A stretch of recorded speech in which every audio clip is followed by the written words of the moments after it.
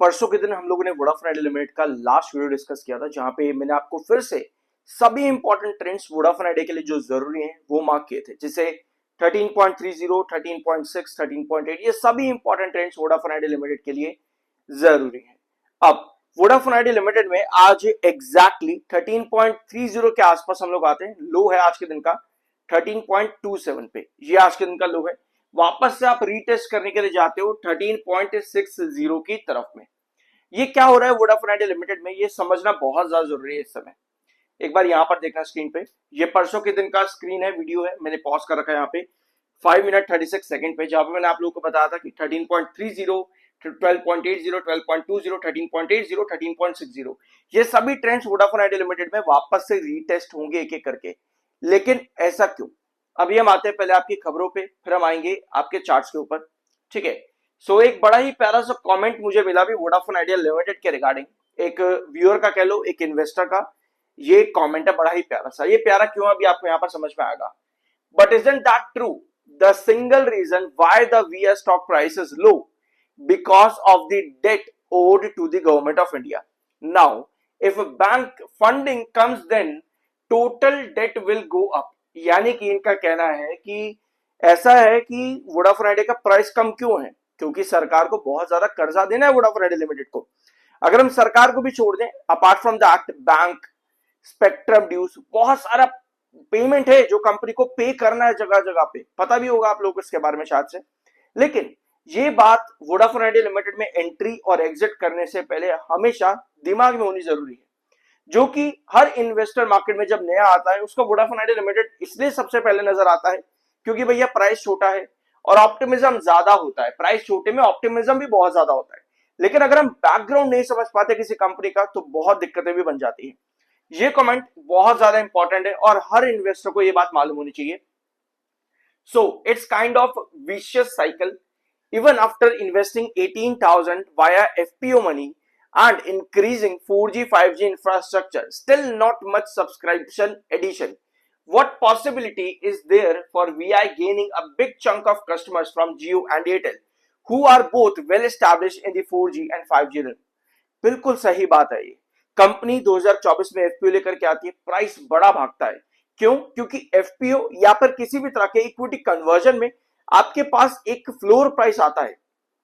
आपके पास एक floor price आता है। फॉर एग्जांपल, अगर कंपनी फिर से नया इक्विटी कन्वर्जन करने के लिए आए इंस्टीट्यूशनल इन्वेस्टर के लिए या कुछ भी, तो आपके पास एक पर्टिकुलर फ्लोर प्राइस आएगा। यानी जो कंपनी में मार्केट में बात चल रही है कि Vodafone idea limited around 35,000 crore के आसपास मार्केट से उठाएगा, ठीक है। यह अपडेट्स मार्केट में चल रही है कि बैंक से लगभग 35,000 करोड़ वोडाफोन आइडिया लिमिटेड उठाएगा, कंसोर्टियम ऑफ बैंक से। यह अपडेट मार्केट में।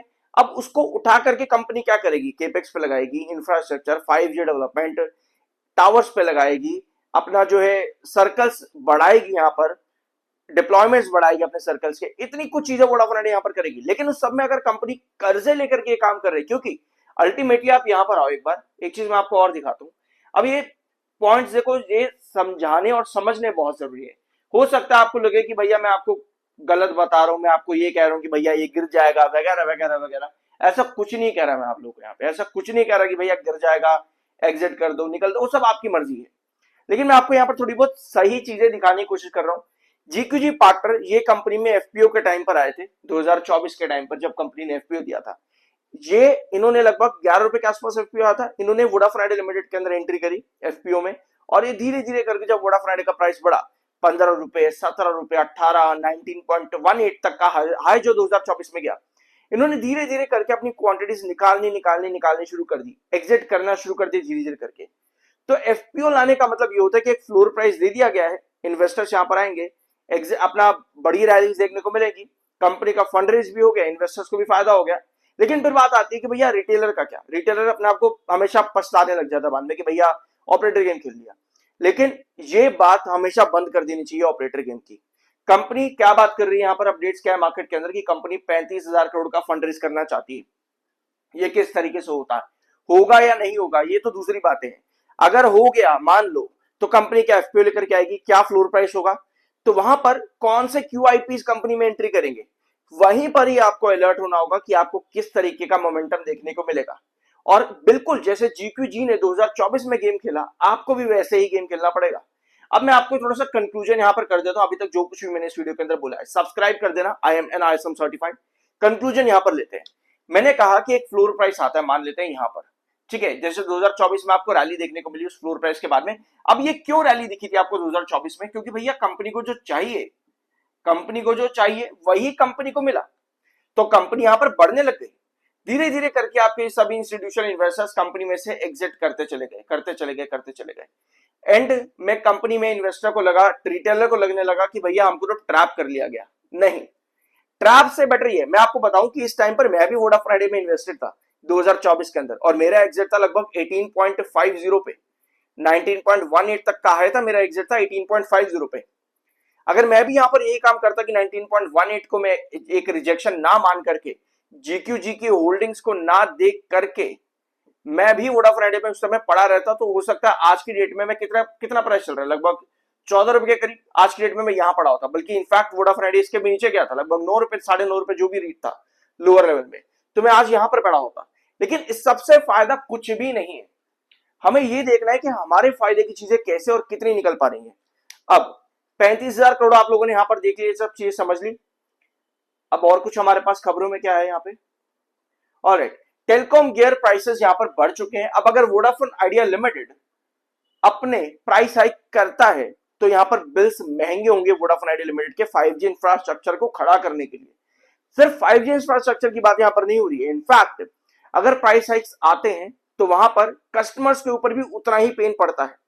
तो क्या low infrastructure, low network capacities Vodafone Idea challenge कर पाएगा जियो और एयरटेल को? ये सबसे बड़ा सवाल आता है, क्योंकि अभी कंपनी में सब्सक्राइबर लॉस जो है स्टेगनेट है, यहां पर रुक चुका है।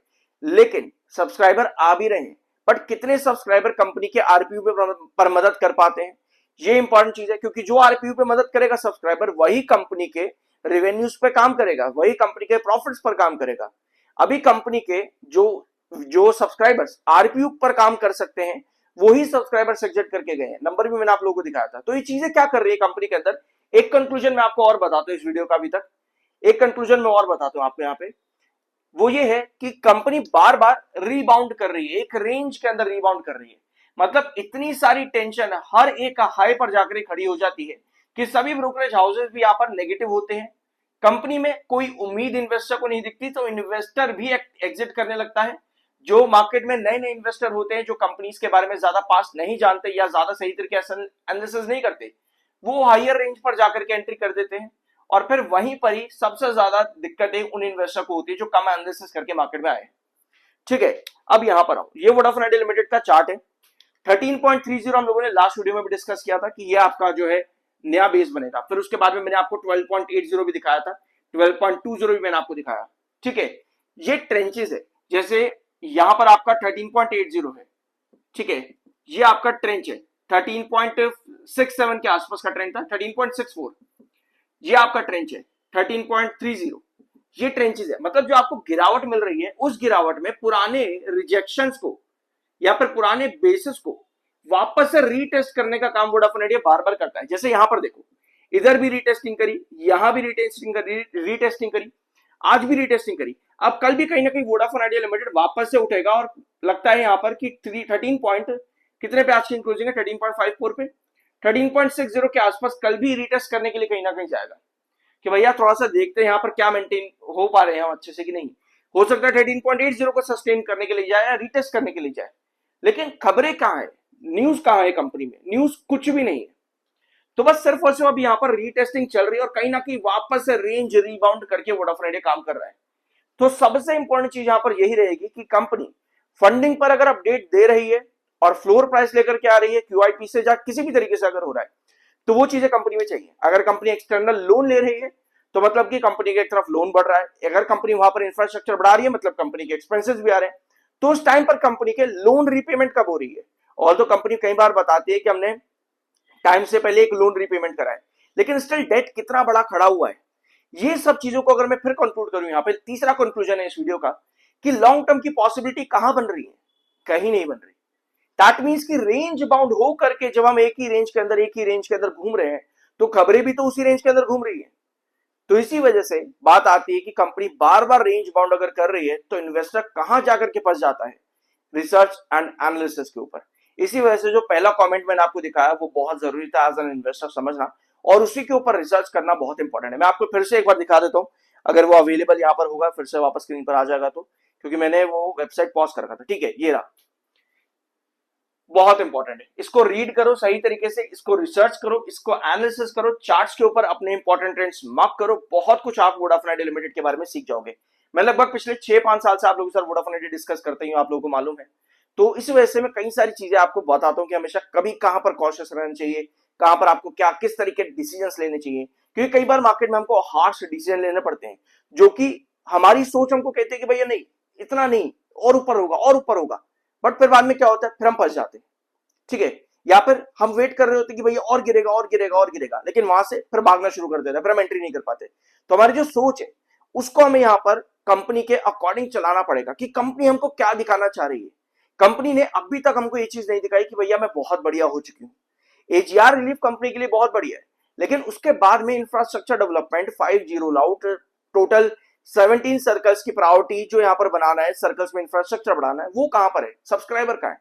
तो कंपनी ने अभी तक लॉन्ग टर्म विजन यहां पर नहीं शो करा है, कंपनी ने बस धीरे धीरे करके चलो हम अच्छे हो रहे हैं, चलो हम पीछे वापस आ रहे हैं, ये चीजें शो करी। आई होप आपको इस वीडियो में कुछ नया जानने को मिला होगा। सब्सक्राइब जरूर करना, मिलता अगले वीडियो में।